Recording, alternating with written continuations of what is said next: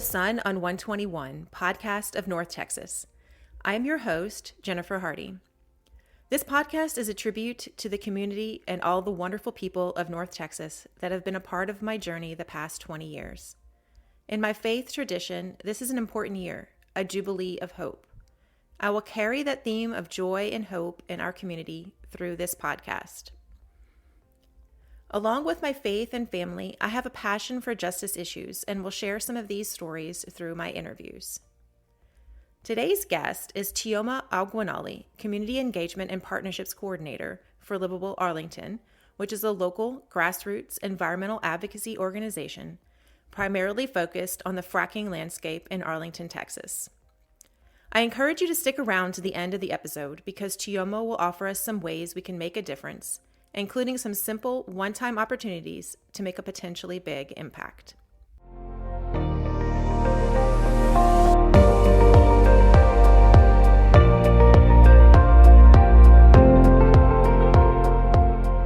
So, hi Chioma, thank you for joining me on the Sun on 121 today.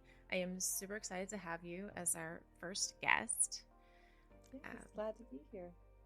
Thank you. So, what Liveable Arlington has built and accomplished in the past 10 years is quite impressive. Can you tell me a little bit about what drew you to this type of work? Sure. So from a very young age, my grandmother actually has really instilled in me a love for plants. She has this beautiful backyard and sunroom full of all kinds of species, alocasias, perennials, succulents. And she always taught me that these are our friends, that though they can't communicate with us through words or gestures, they are very much alive and we should treat them as such and care for them as such. And so from that, I really cultivated a vast appreciation for our natural environment, our ecosystems, and eventually I even learned about our built environment. So certain structures, buildings, infrastructure that dictates how people are able to move about spaces, the air that they breathe, the water they have access to, the food they have access to, and all those sorts of things, which eventually led me to sort of finding out about environmental justice or injustice. And so that is this disproportionate and targeted burden that is placed upon people who are historically marginalized, oftentimes this burden of pollution placed in their communities that is not placed in wealthier, often predominantly white communities that might be able to push back against these industries. And so I came across just trying to figure out what organizations are doing this kind of work in my own community. I came across Liveable Arlington and ended up attending a city council hearing on a fracking permit where I met Ranjana and the team and kept in touch over the course of a few months and eventually got offered a position to work with the organization. And I am so grateful and glad that our paths cross and that I'm now working for the organization because it's just been a really rewarding journey and it's given me an outlet to not only continue to sustain my appreciation of life in all forms, but also to channel some frustrations that I do feel about how we as a society, particularly Western society, treat other people, species, and our broader ecosystem. I love that. I love that you're able to work and something that you're so passionate about. That's wonderful. And thank you for sharing about your grandmother and her garden. I have been known to talk to my plants too, so Yes, I can definitely relate to that. I love plants. So, can you tell me a little bit more about the organization Liveable Arlington and just, we've all heard about fracking, but I'm sure that you have a great definition that you can share with us. Yes, definitely, definitely. So, starting with Liveable Arlington, we are a grassroots, community led organization committed to advocating for clean air, clean water, and responsible stewardship of our environment for future generations. At the core of our work are principles of intergenerational justice, climate justice, and environmental justice. And we pursue this vision, these goals, primarily by opposing the expansion of fracking, which is in short, the extraction of gas or oil, but it's gas here in Arlington, um, in this geological formation that Arlington sits on top of called the Barnett Shale. It mostly contains gas reservoirs. And so fracking, again, it's this extraction of oil or gas here, is a major industry here in Arlington. We have dozens of fracking sites, upwards of 50, and oftentimes they're kind of concealed, so people don't really recognize how common they are. So common, almost as common as gas stations or convenience stores. But it's a major industry, and it's also a very polluting industry. The scientific literature is undeniable about that. But we'll probably talk a little bit more about that later. Mhm. Just to sort of review a basic definition of fracking again, it's essentially when a company will create a vertical well, and they will line this well with some kind of like cement or clay casing. And then after going down vertically, they will drill the well horizontally so to access more gas deposits. Conventional drilling only goes vertically. Fracking or hydraulic fracturing goes horizontally as well, again, to access more gas, which is something that a lot of people aren't really familiar with.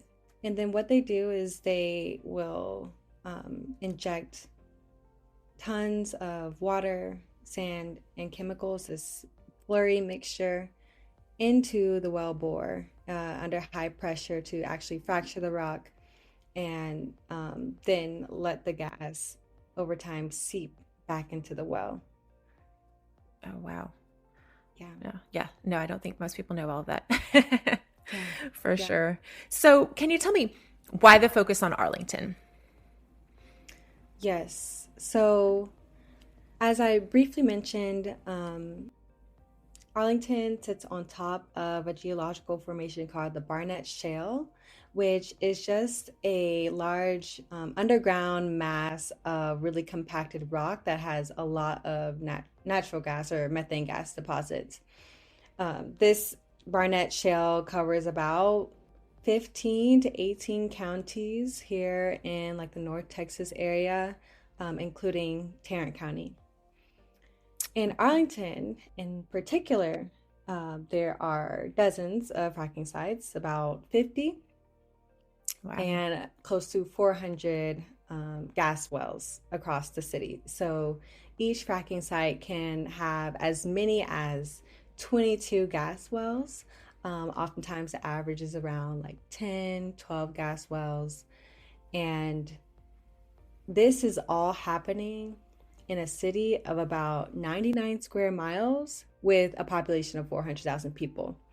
So, what makes Arlington unique is that so many people are living just a couple 100 feet from fracking sites that oftentimes they don't even know are there until they have the initial rig that they use to drill the well bore. And once they remove that huge rig that you can see from like thousands of feet away, people forget what is happening, but the pollution remains the same, and the gas and other chemicals like benzene, toluene, xylene, these cancer causing chemicals continue to be emitted and go unnoticed. Oftentimes they are odorless.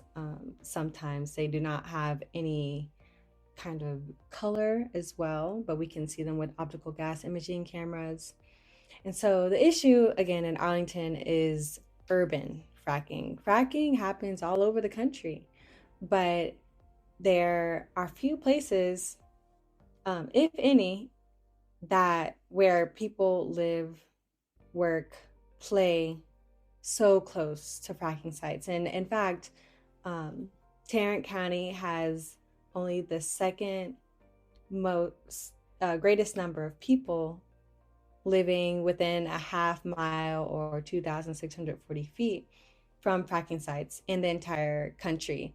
It's second only behind Los Angeles County, which just this past year, Los Angeles County has moved to, or Los Angeles, the city, excuse me, which makes up most of the county, has moved to shut down and plug their wells, actually, their fracking wells. So that would leave Tarrant County as the county with the highest number of people living so close to fracking. Wow. Well, it seems like everybody in North Texas should know this. It's Yeah, it's a well kept bottled up, huh? absolutely. And intentionally so, I might Oh, add. I'm sure. So, about 2 weeks ago, on January 28th, I attended the Arlington City Council meeting because on your invitation, and I'm very grateful to have attended because it was so inspiring to listen to all of the testimonies. Like so many people came out on behalf of their neighbors and themselves, and they stood in front of that large crowd and in front of the city council and Mhm. put themselves and their family situations out in sometimes such vulnerable ways, and also the impressive scope of scientific and practical arguments, which I really felt like covered the breadth of the issue that we were talking about. And then I was so shocked that an almost immediate and unanimous vote of the council in favor of the new drilling. Yep. So that made me Yep. think, okay, what happened here? And what can we do? Where can we go from here? Yes. Just to briefly touch on the January 28th hearing, I definitely share your disappointment. It was incredibly inspiring as I was coming from Liveable Arlington's open house, where we had other concerned advocates gather, draft their testimonies, learn more about the permit. It was a full house there. So, coming down from the library, walking just a few yards away, and seeing a line out the door of Mhm. people waiting to enter the city council chambers to make their voice heard. And these people were in opposition. I mean, there were, I would say, perhaps a dozen people there in support of the fracking permit, but about 100 were there in opposition. And as you mentioned, about 30 people spoke in opposition and covered such a breadth of personal experiences, scientific literature, practical steps forward if for anyone, for any sort of elected official who is concerned about the health of their constituents and their well-being, and even if they are so want to make some kind of generate some kind of revenue from drilling, there are ways to do that. For example, you can drill from outside of the city or at the outskirts or in areas where there aren't as many people living, and then do that horizontal um, drilling direction to access gas in different areas. It does not have to be a mere few hundred feet from a daycare center or a few about 1,000 feet from an elementary school, three elementary schools.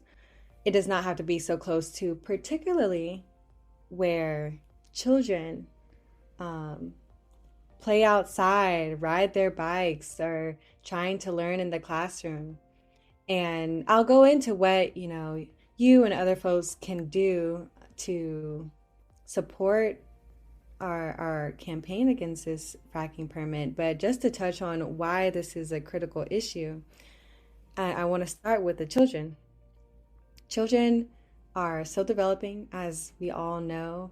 They breathe in more toxics per body weight than adults, which just means that they breathe at a faster rate. So they're breathing in whatever is in the air around them. And if you live in Arlington, that's going to be a lot of the pollutants I mentioned: benzene, toluene, methane, smog, etc. So that is already a critical issue. And the scientific literature, just to touch on it again, has shown correlations between pollutions from fracking or pollutants from fracking and different health effects for children and unborn or fetuses.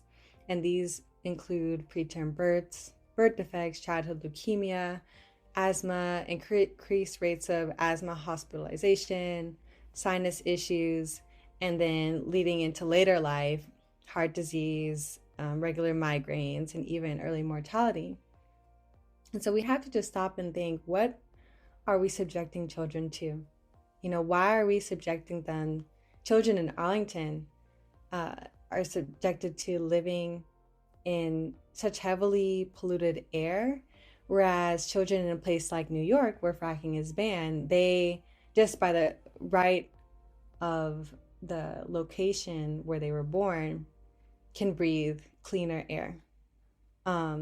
It is not right. And looking more into the demographics of where all of the more recent fracking permits, gas well permits have been approved in Arlington, they're all in East Arlington, where the percentage of minority people of color is over 90%, where around 13 to 15% of the population are children under the age of 5.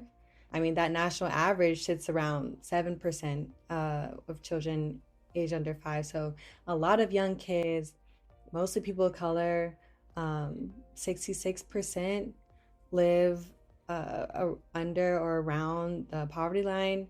So this is a clear instance of environmental injustice and racism, because again, this is where in East Arlington, where all of the permits over the last couple of years have been approved, when we know that there is gas all throughout the Barnett Shale. And again, technology exists to be able to drill from one site and access gas that is miles away.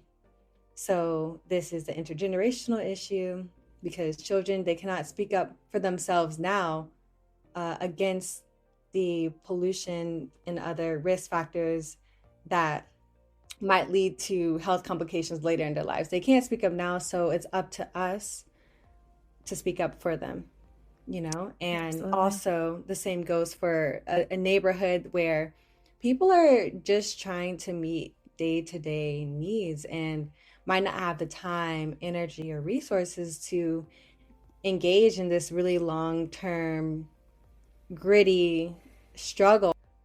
Yes, absolutely. I saw the disparity just in that meeting where, we had this other issue up for consideration, and it was in a different neighborhood, and they had to go out and ask each neighbor and get permission, and they even reduced what they were allowed to do. And you didn't see that same kind of respect for the neighborhood in this case at all. Of course, not even, I thought, well, at least they'll send some people out to, review it in person and ask questions, but that did not happen. Yeah. Yes.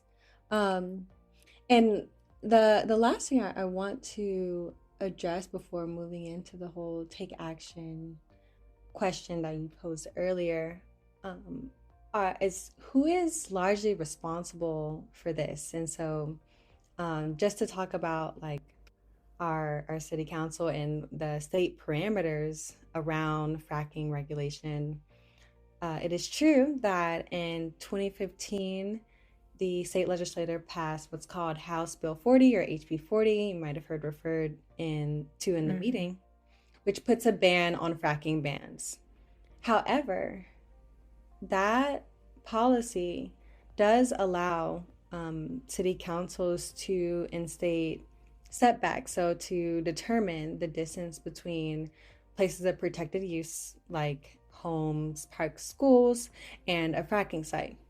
So when the city council says that they can't do anything because of HB 40, well, that's not really true, because the bill itself gives them the authority to set the distance. And that distance could be 1,500 feet, which would be great, even though not sufficient, because the science tells us that we see these severe health impacts, the risk of severe health impacts, like what I listed earlier, leukemia, childhood asthma, etc., at a half mile, living within a half mile of a fracking site. And again, a half mile is 2,640 feet. So even 1,500 feet isn't sufficient, but it's better than the current 600 feet minimum setback that is the standard for Arlington. So, yeah. 600 feet. That's crazy. Yeah, yes. It is. I mean, truly, you can see the fracking site in the backyard of the preschool. Recognize and seeing the demographic and seeing the history. This is the third attempt that Total Energies, which is the oil and gas company that's proposing this site, this is their third attempt to frack in this particular area. So you have to just think, why are they so persistent here? And just a few points about Total Energies. It is a French-based company. It is the largest fracking operator in Arlington with 31 drill sites and about 200 gas wells. Their Total has had more than 50 gas wells permitted in the last 2 years. And the kicker is that Total Energies cannot even frack in its own home country of France, because France has banned fracking since 2011. And so a lot of people there's this misconception that the gas that is extracted, that's fracked here in Arlington, well, that's used to fuel our domestic energy supply, and we need that so that we can be an energy powerhouse for the US. Well, these fracking sites actually aren't benefiting us at all, because most of it, the gas, is exported to France, again, where fracking is banned. So they get whatever benefit there is to fracking, and we are left with the pollution. So yeah, this is not terrible. Yeah, definitely something more people should be aware of. Right. So these are just a couple of facts, giving context to the situation. And there is a lot that the city council can do if they're really invested in living up to their mandate to protecting and serving the interests of their constituents. For example, there are no air monitors at any one of the 50 drill sites, fracking sites in Arlington. Why is that? And yet they tout that Total Energies, for example, is a very great operator. They reduce their emissions, and that there is no health impact, no environmental impact from these fracking operations. Well, how can you really be sure of that when there is no monitoring of the air quality in any of these fracking sites? Right. So there are just many things that are possible for the city council to show their commitment to, again, their residents. None of them have visited any of these fracking sites, and Executive Director of Liveable Arlington, Ranjana Bandari, has hosted 100 of drill site tours to different stakeholders and visitors throughout the years, and not a single city council member has shown up to see for themselves and hear from themselves, from neighbors who live across the street from these fracking sites, what exactly it is like to experience this concentrated pollution. Wow, there doesn't seem to be any excuse for that when it's right there. Right, Yeah. right there for them to come. So there's, as far as the city council goes, there is another vote, right? Is that coming up? Yes, indeed. Yes. So Tuesday, February 25th. So in about 2 weeks, the Arlington City Council will conduct their second reading and second vote of this fracking permit. So for the Maverick site. This will be their final vote. So it's really important to turn out. Okay, so do y'all have a plan? What's Liveable Arlington going to do? Yes. As you can imagine, we do. So in short, Our goal is to double the number of people who turned out to the January 28th hearing. Um, we want to pack the room. We want there to be undeniable opposition for this fracking permit. There's a lot that folks can do ahead of the hearing. So, for one, whether you're near or abroad, you can sign and share our petition, particularly sharing it with family, friends, colleagues who you know that live or work in Arlington. And you can find that petition on our Take Action page. Again, liveablearlington.org/take-action, and sign a petition from there. Yes, and I will include that in the show notes. Everybody will have a direct link to that. So awesome. Can you, for the rest of us in North Texas, can we sign that, or can we do anything, or just kind of sharing it with our friends is the best? Yes, you can sign it, and importantly sharing it. So I mentioned there are about 400,000 people living in Arlington. Wouldn't it be amazing if we had 10% of that number, so around 4,000 people have signed our petition, 4,000 Arlington residents. I mean, when you think of the number, it seems like, oh, that's feasible, but it's a lot harder, to actually do in practice. But sure, we still believe there's a cause for hope, because this is an issue that affects everyone, that jeopardizes the health of us all. And we are reaching across party lines. We're a nonpartisan environmental advocacy organization, nonprofit.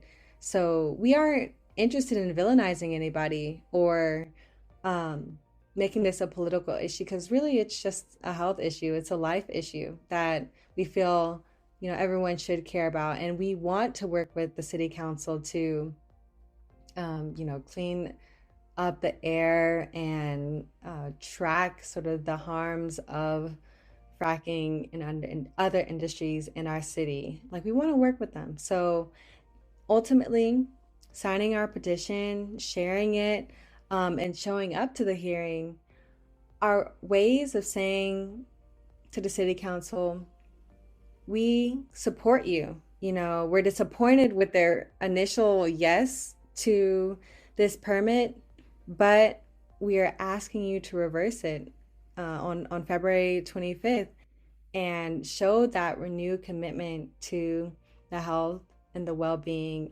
and the future of your constituents of the city of Arlington. So yes, in short, even if you live outside of Arlington, you can sign our petition, you can share it.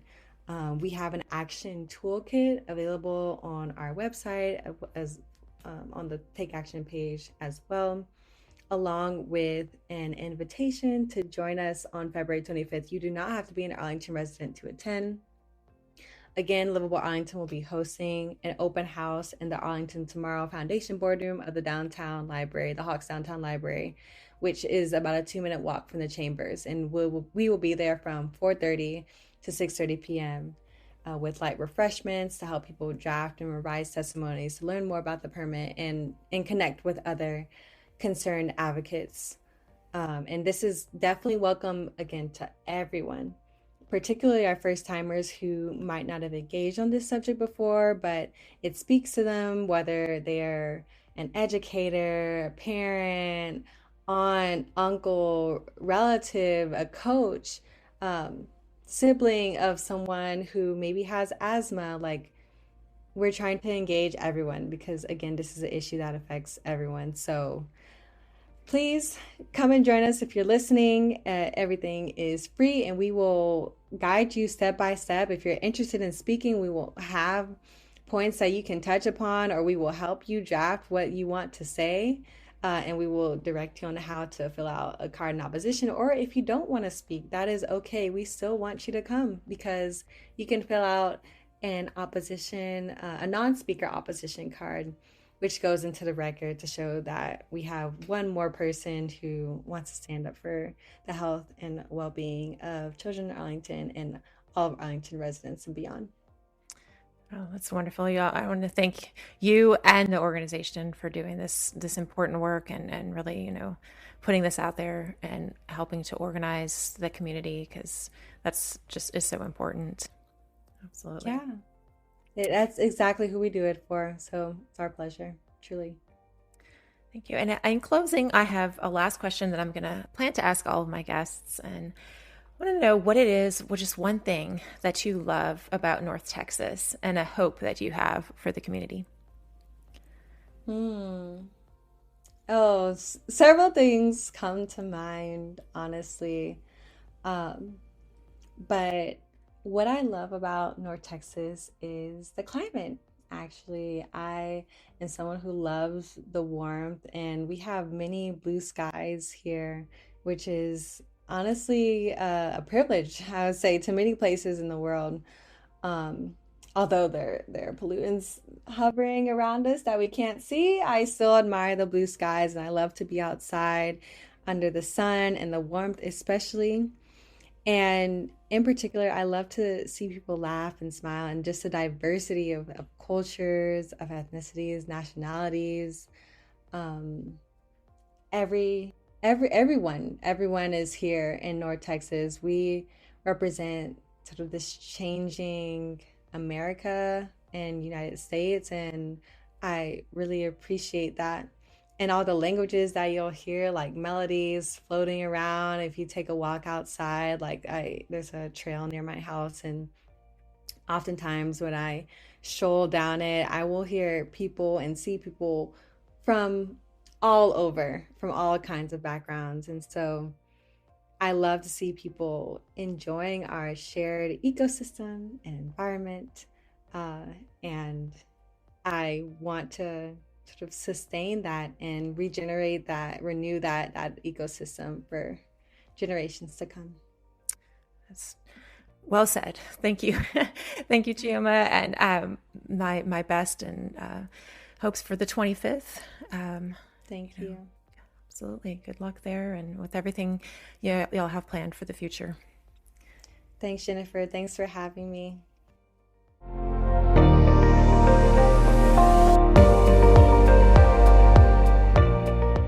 Thank you for listening to the Sun on 121 North Texas podcast. I hope you come back for future episodes. This podcast was recorded and produced by Seven Themes Media. Check them out at seventhemesmedia.com.